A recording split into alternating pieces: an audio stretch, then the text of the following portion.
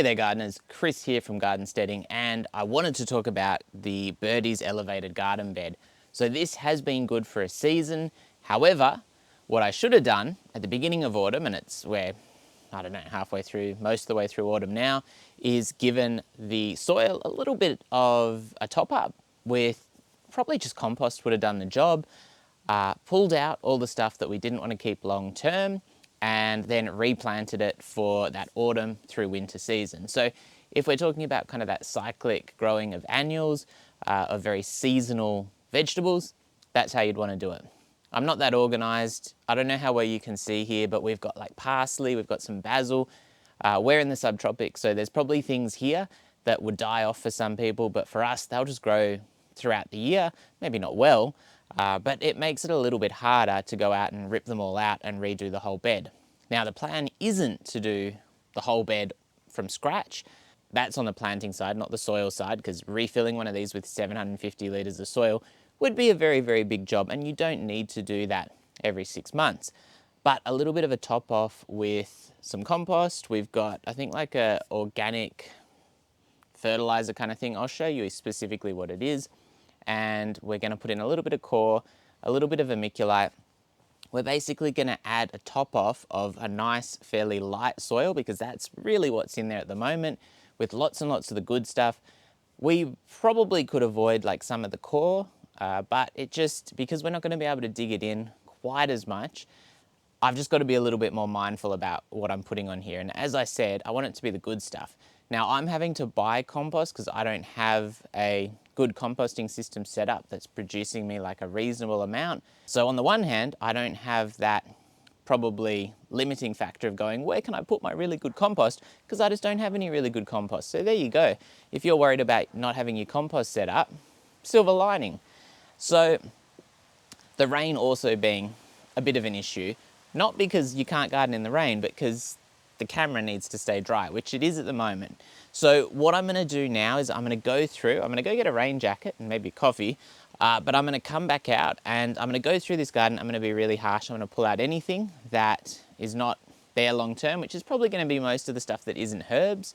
And then we've got the gorilla cart over the back there. I'm gonna mix up my soil that I'm gonna put on top, my soil mix, which is gonna be mainly compost. And then I'm just gonna lay it over the top. We might try and push some a little down the sides. Before we had all this rain, we've had basically a month's worth of rain in the last week or so. Before we had all this rain, the soil was starting to come back from the edges, and that's not a problem anymore because of the rain. So that's kind of good, I guess you'd say. If that hadn't fixed itself, I would be tempted to actually kind of push some of our extra soil down the sides to fill in that gap, because you don't really want that gap. Because what happens is the metal heats up with nothing against it. There's no kind of heat sink, I guess you'd say, and that's why your soil needs to be moist. There's no heat sink, and then you get like this really hot metal material. Less so because it's autumn, winter, but in summer can be a real problem. Yeah, you don't want that big air gap. Not real great for the roots of your plants that are growing towards the outside of your elevated garden bed. So we're here looking over our veggie garden. There's some things I really want to keep, and there's some things I don't care about, and there's some things my wife cares about that I don't care about that need to be kept. So there's a little bit of thought process to go on here. In the corner, we've got our tarragon growing really, really well. Enormous parsley here. These didn't go that well when we first put them in. However, in this cooler weather, we got heaps of parsley growing awesomely. So that is actually really good. We've got our beans in the middle. One thing I learned from these beans is they're not a climber bean, I guess you'd say, and they should have been on the edge of the bed. So let's pull these out. They're still like kind of productive, but they're like the root on that is nothing. So it gives you an idea. This is actually flowering, and I mean, I could, if I wanted to, let's remove this stake. I tried to grow these up, and as you can see, it's just not how it works. These are still producing beans. Maybe I will replant them, maybe the bigger ones, but putting them in the middle was foolish because they're like a bush bean, and there's been some lessons learned, and they can just come out. Ugh, got myself right in the eye. And I mean, this one's covered in beans. And the one thing I will say is we've been buying beans because we normally go through like a bag, half a kilo. We probably go through a kilo of beans a week, like green beans, and it's just a waste of money and they don't last from the supermarket. We need to grow them much, much better. I do think one of the issues with this bed is I needed to feed it way, way more. And so some things have done well just with what's in the soil, but other stuff, like the mouse melon, we're gonna take that out today. I've made up my mind because it's taken over the bed, and down the end there where it's growing into the bed, it's totally taken over. We don't want to take the basil out, but I'm tempted to try and cut it right back and see if it reshoots. I want to take these flowers off because obviously when it goes to kind of flower, it's not so ideal. So as you can see here, that's the mouse melon, and I reckon its roots are probably at least halfway down the bed. I broke a lot of them, but it was obviously really taking over the far end of the bed, which if we'd managed it better, it would have been probably a more welcome kind of thing. It looked beautiful though. What have we got remaining? Tarragon, broccoli, parsley, parsley, parsley, parsley, parsley. Maybe the one down the end might come out. Basil, basil, I think some more broccoli. My wife's obsessed with growing broccoli. I haven't had a lot of success, so I am much less obsessed. I wouldn't say I've quite given up, but now we just want to grab all of our soil materials. We want to chuck them in our gorilla cart, mix them all up nice and well, and then we can probably even, we've got a lady beetle there. Let's get them right up out of the way. We're going to drag off our mulch, which is actually composting down quite well. So we could even add that decomposing mulch into our soil mix. Don't know if it's the best idea. It might not be quite broken down enough for that, but we might think about it, but we will need to replace it.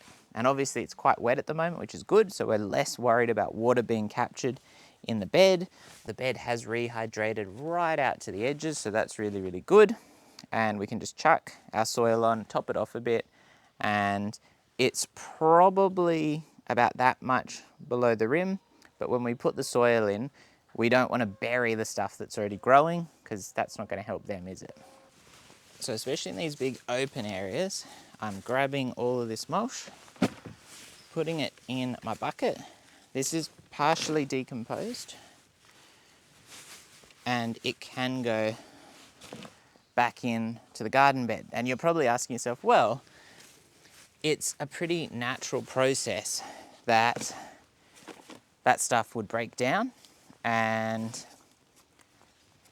why don't we just add our fresh soil on top of it, maybe mix it in a little bit, and then just put a new fresh layer of compost on after we're done. And I mean, you certainly can do that. The reason I'm not is because what I've found in the past is that it gets pretty dry here. We don't really get really consistent rain all the time, and a layer of this compost in between your soil layers actually becomes a moisture trap. And so if it's probably broken down enough, it's not an issue. And if it stays moist enough, it's not an issue. But I've noticed in a couple of garden beds where that's what I did. I mixed it in a little, chucked on another layer of soil, and then I was thinking, wow, the plants aren't going well. I'm watering them every day. And when I checked, the topsoil that I'd added, nice and moist. Down to the mulch layer. The mulch layer was capturing all that water, and you'd go down below it and that soil was bone dry, even though I was watering daily.